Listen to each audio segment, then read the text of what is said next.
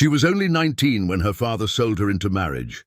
In a town where no one dared to speak the truth, she was forced to marry a man everyone feared. On her wedding day, she could not even look at him. They said he was cold, dangerous, and heartless, and she believed them. That night she expected her life to end, but instead, he gave her a wedding gift. Not jewelry, not money. Something far more dangerous, a truth that could destroy the entire town. And in that moment, everything she believed, everything she feared, everything changed forever. Because the man she feared the most was the only one who could set her free. The town of Ashridge had always believed in silence more than truth. And on the night Alara Vance turned 19, that silence was louder than any scream she could have made. The house was full of people, and yet she had never felt more alone. Her fingers trembled under the weight of lace gloves that did not belong to her life, her future, her choice. This was not her wedding. It was her sentence. Her father stood near the window, speaking in hushed tones with men who smiled too easily and listened too little, the kind of men who traded people like favors and called it tradition. Alara kept her head down, because every time she looked up, she saw the same thing, pity disguised as celebration. They all knew she had been promised to a man. She had never met a man older, richer, colder, a man whose name moved through the town, like a rumor that no one dared to question. Cale Thorne. People said he was dangerous. People said he never smiled. People said worse things when they thought no one could hear. And now he was her husband. The music began slow and hollow, like it too knew. This was not a moment worth celebrating. When Cale finally entered the room, the air shifted. It was not loud or dramatic. It was quiet and heavy, like a storm that did not need thunder to be feared. Alara felt it before she saw him, felt the stillness, felt the way conversations died mid-sentence, felt the way even her father straightened, his posture as if standing before someone far more powerful. She lifted her eyes slowly, and there he was, tall, composed, dressed in black, like he had come not for a wedding, but for a funeral. His face held no warmth, no joy, no pride. Only control. Their eyes met for the first time, and Alara forgot how to breathe. There was no cruelty in his gaze. But there was no kindness either. Just something unreadable, something distant, something that made her heart pound with fear. This man would own her life. The vows were spoken, words she barely heard, promises she never made, a future she never chose. When it was time to say, "I do," her voice failed her. But her father's hand tightened around her wrist, and that was enough. "I do." The words felt like betrayal against herself. Cale said nothing for a moment. The entire room seemed to wait. Then his voice came low, steady. "I do." No hesitation, no emotion, just certainty. And just like that, it was done. Alara Vance was gone. Now she was Alara Thorne. The town applauded. But the sound felt wrong, like clapping at the end of a tragedy. The ceremony ended quickly, as if even tradition did not wish to linger. Alara stood beside Cale, unsure of what came next, unsure of everything. He had not touched her, not even once. Not her hand, not her shoulder, not even by accident. It was as if she existed beside him, but not with him. Fear grew sharper in that silence, because she did not know what kind of man he was. And not knowing was worse than knowing the worst. As the guests began to leave, whispers followed them. "Poor girl. She won't last. He is not like other men." Alara heard them all. Every word, every warning, every unspoken truth. But she said nothing, because there was nothing left to say. The carriage arrived before the moon reached its peak. Cale gestured for her to enter. No words, just emotion. She obeyed. Because what else could she do? Inside the carriage, the space between them felt like a wall. Alara kept her hands folded tightly in her lap, her eyes fixed on the floor. She waited. For anger, for commands, for something, anything. But Cale remained silent. The wheels rolled over gravel, carrying them away from everything she had known, and into something she feared she would not survive. Minutes passed. Or maybe hours. Time had lost meaning. Then finally his voice broke the silence. "You are afraid?" It was not a question. Ilara swallowed hard. "Yes." Another pause. Longer this time. Then, "You have reason to be—" Her heart dropped. So the rumors were true. Tears burned her eyes, but she refused to let them fall. She would not give him that. Not yet. The carriage stopped. The door opened, and the Thorn estate stood before them, vast and cold, like it had been waiting for her. Cale stepped out first, then turned, offering his hand. Ilara hesitated. This was the first time he had reached for her. Slowly, she placed her hand in his. His grip was firm but not harsh. Controlled. Everything about him was controlled. Inside the house was quiet, too quiet. No warmth, no laughter, no life. Just shadows and echoes. Ilara felt smaller with every step. This would be her world now. Kyle led her to a large room, doors opening. Slowly, as if revealing something sacred or cursed. "This is your room. Your room, not ours." The words confused her. She looked at him for the first time since leaving the carriage, and saw something different. Not kindness, but not cruelty either. Something else. Something she could not yet understand. He stepped back. "You will not be touched without your consent." Her breath caught. "What?" "I did not marry you for that." Silence filled the space between them. The fear that had built inside her shifted slightly, not gone, but shaken. "Then why—" The question slipped out before she could stop it. Cale looked at her for a long moment. "Because you were not meant to be sacrificed for someone else's debt." The words hit her like a storm. She did not understand. Not yet, but something had just changed. Everything had just changed. And somewhere deep in the shadows of that quiet house, a truth was waiting, one that would shock not just her, but the entire town.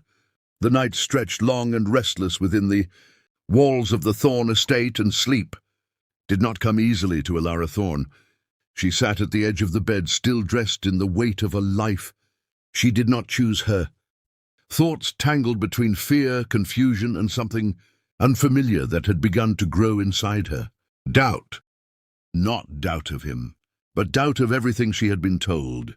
The words he spoke echoed again and again in her mind. "You were not meant to be sacrificed." Sacrificed. The word felt too heavy, too deliberate to be meaningless. Outside the window, the wind moved softly through the trees, whispering like the town itself.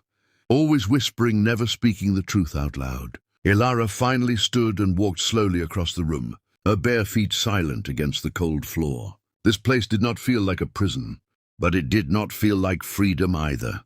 It felt like something waiting for her to understand. A quiet knock came at the door. Her body stiffened instantly. Fear returned, sharp and familiar. "Come in." The door opened and Cale stepped inside, his presence filling the room, not with force but with certainty. He carried something in his hand, a small wooden box, dark, polished and old. Ilara's heart began to race again. This was it. The wedding gift? The thing the servants had whispered about. The thing the town would soon know. Cale walked toward her slowly, then stopped. Just a few steps, away, leaving space between them, as he always did. "This belongs to you." His voice was calm, steady. Ilara looked at the box, but did not reach for it. "Why?" "Because it always did." Her breath caught. "I do not understand." "You will—" He stepped forward, placing the box gently into her hands, then stepped back again as if crossing that distance required careful thought. "Open it." Her fingers trembled slightly as she lifted the lid. Inside were papers, old documents bound together with a faded ribbon, and something else. A key, small but heavy, made of iron. Ilara frowned, confusion deepening. "What is this?" Kyle did not answer immediately. Instead, he watched her closely, as if waiting for the moment everything would change.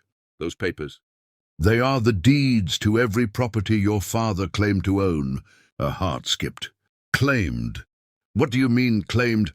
Cale's gaze hardened just slightly. "He never owned them. He borrowed them against debts he could never repay." Ilara shook her head slowly. "No, that is not possible. He told you what he needed you to believe." The room felt smaller suddenly, the air heavier. "And the key?" Her voice was quieter now, almost afraid of the answer. That opens the accounts he kept hidden. All of them are now in your name. Silence, complete and suffocating. Ilara stared at the box, her mind struggling to catch up to the truth unraveling in front of her. No, this is wrong. This cannot be real. It is real. Your father sold you to clear his debts, but I did not take the payment. I took everything instead. Her hands tightened around the box. Why would you do that? The question came out broken. Because I do not buy people. I end the people who think they can be bought. A chill ran through her. Not fear this time. Something else. Something deeper. Something closer to understanding. Tears filled her eyes, but she did not wipe them away. So what happens now? Kyle stepped closer just slightly. Now, you decide. The words hit harder than anything else. Decide. No one had ever given her that before. Not her father, not the town, not even her own life. What do you mean? Everything that was taken from you, everything that was built on lies. It belongs to you now. The town, the land, the truth, all of it. Ilara shook her head, overwhelmed. They will never accept this. They will when they have no choice. And you, will they accept me? Kyle looked at her differently now. Not as something fragile, but as something untested. They will fear you. And fear is louder than respect, but it lasts longer. Ilara laughed softly, but there was no humor in it. I do not want them to fear me. Then do not give them a reason to... Silence returned, but it was no longer empty. It was full of possibility, full of something that had never existed in her life before. Power. Days passed, and the town began to hear. At first it was whispers, then questions, then anger. Men who once stood beside her father now found themselves standing outside the Thorn estate, demanding answers, demanding control, demanding what they believed was theirs. Ilara stood at the top of the grand staircase, looking down as their voices filled the hall. Her heart pounded, but she did not step back. Kyle stood behind her, not touching, not guiding, just there. A presence, a promise. Go on. His voice was quiet but steady. They are waiting. Ilara took a slow breath, then stepped forward.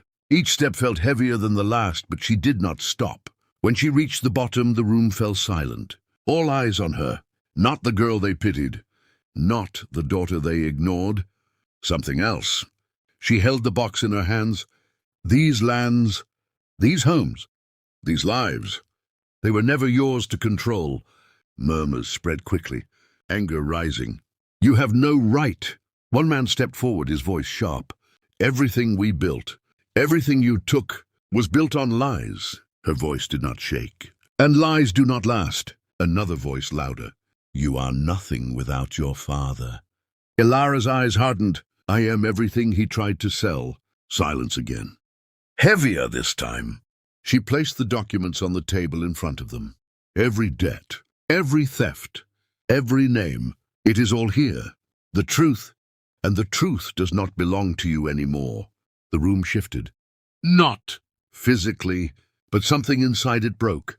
The power they held, the certainty, gone. You cannot do this. I already have. Her voice was calm now. Stronger. Because for the first time it belonged to her. Behind her, Kyle watched silently, not stepping in, not interfering. Because this was never his moment. It was hers. And the town? The same town that once watched her walk to a wedding like it was an execution, now watched her stand like something entirely different. Not a victim, not a possession, but a force. Days turned into weeks. The anger faded into reluctant acceptance. The whispers changed. No longer about fear of Kale, but about her. The girl who became something else. The girl who was never meant to win. Ilara stood once more at the window of the estate, looking out over the land that now carried her name. It felt different. Not heavy, not forced, but earned. Kale entered quietly as always. You have changed this place. She shook her head slightly. No, you did.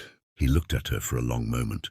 No, I only gave you the truth. You decided what to do with it. Elara smiled faintly, the first real smile since the wedding. And you, what did you want from all this? Kyle stepped closer, stopping just within reach, to see if you would become what they feared, or what they never expected. And what am I? He met her gaze. Someone no one will ever control again. Silence. But this time it was not heavy. It was calm. Steady.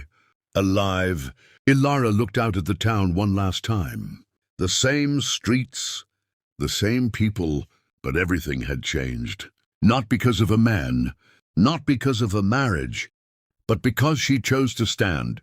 And in the end, the wedding that began in fear became the moment that set her free. And the gift that shocked the whole town was never the wealth or the power.